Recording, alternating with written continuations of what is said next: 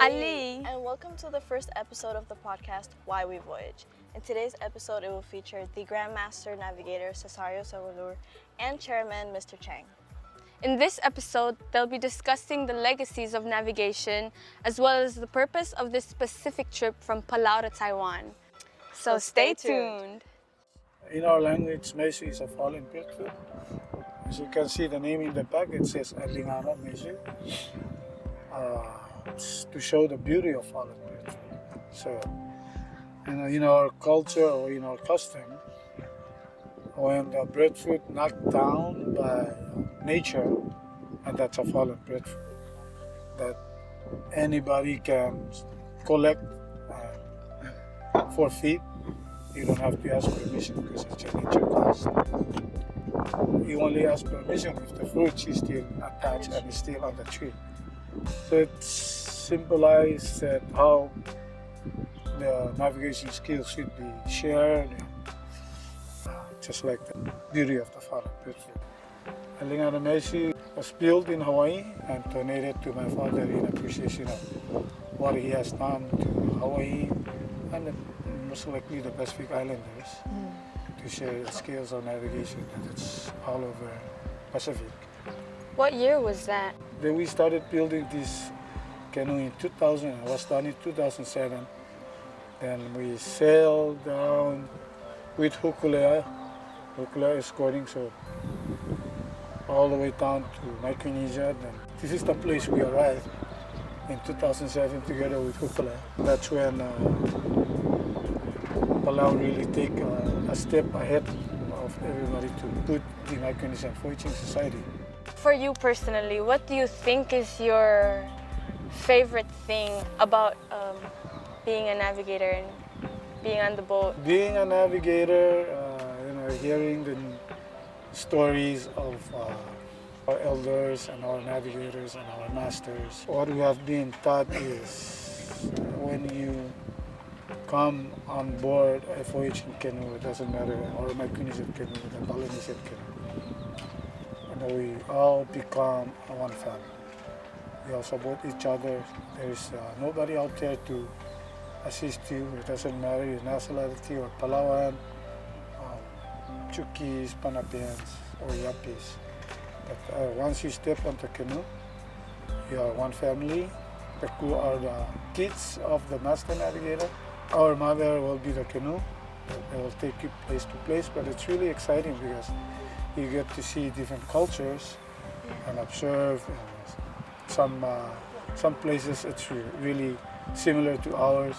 Then you kind of hear some words that are similar to ours. So it's really interesting to see similar things in different places that we never been to. So when I sail with the Polynesian Voyaging Society in the 90s and 80s, I get to see a lot of things. I get to see the similarities between the Pacific Islands.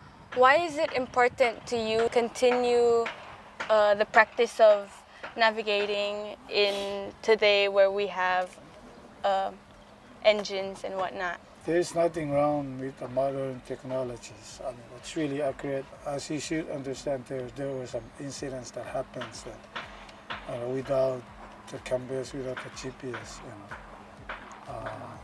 they couldn't find their way back. So I'm not saying that the modern technology is not that important, and this is our way of life as a Micronesian community, Micronesian people. So do you think today you still share the same reasons for voyaging as your ancestors did?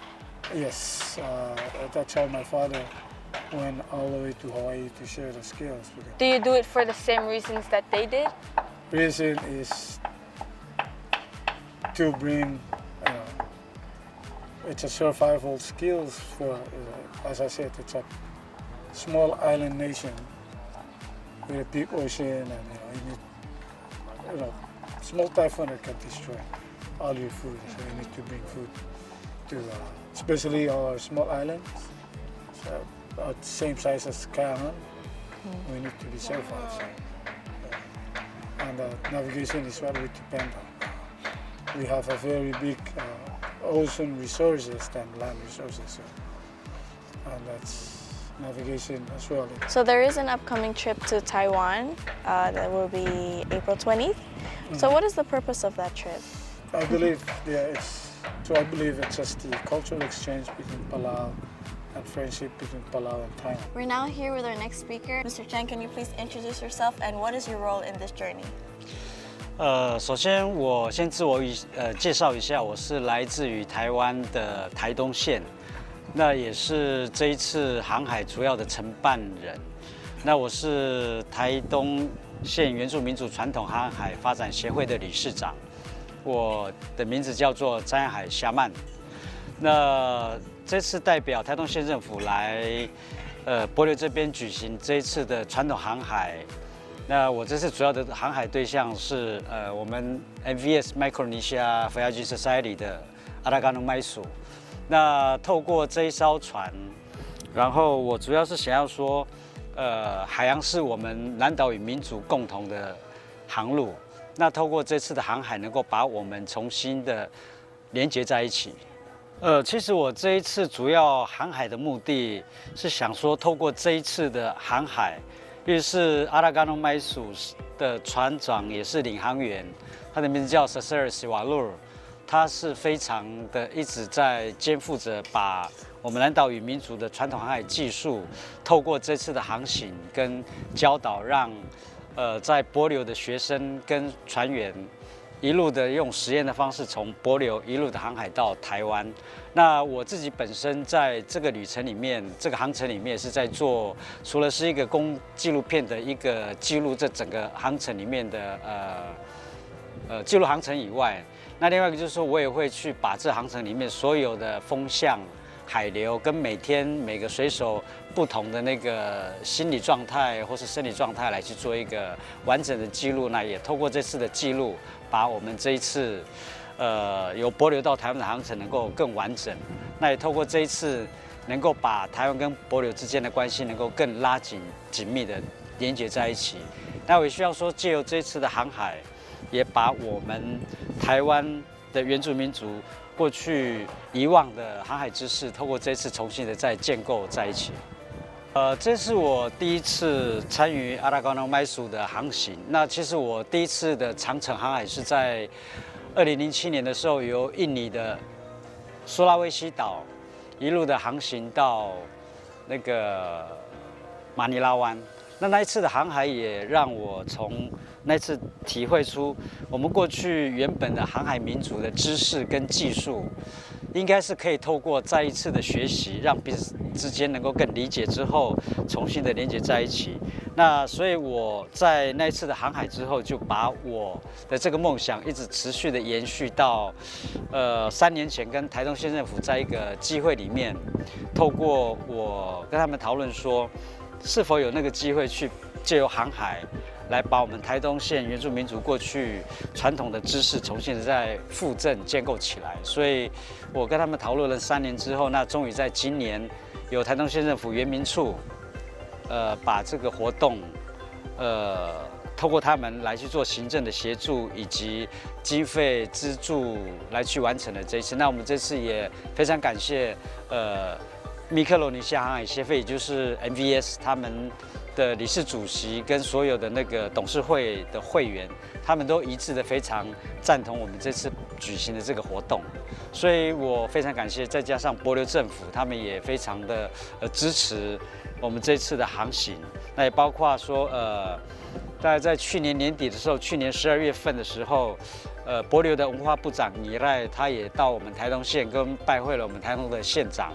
那也跟帛琉政府这边签署了航海文化交流的这个MOU， 那也借由那一次来去促成了这次主要航行的一个目的。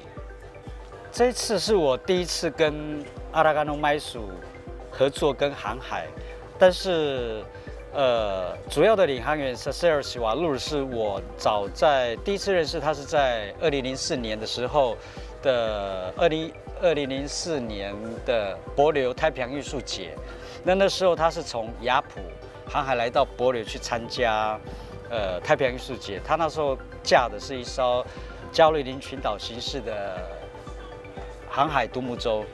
那从那时候开始，我就觉得说，为什么他们还有那个能力从事这样子的传统航海？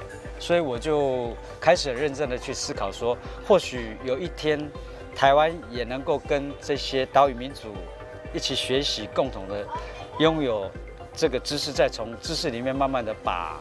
所以，我们过去南岛屿民族是透过海洋来去连接彼此，也透过海洋的知识来去扩散在这些岛屿上面。所以这一次，阿拉干诺麦属从帛琉出发到台湾，其实它有它非常具有历史性的意义跟它的价值，因为这些价值完全是来自于我们在做我们过去祖先就在生活平常里面就在做的航海迁徙，甚至是航海去拜访我们的朋友。所以我想说，透过这一次从帛琉航海到台湾的这个海洋文化交流的活动，来去凸显出我们台湾跟这些南太平洋岛屿的民族，大家共同有这个复振航海的使命。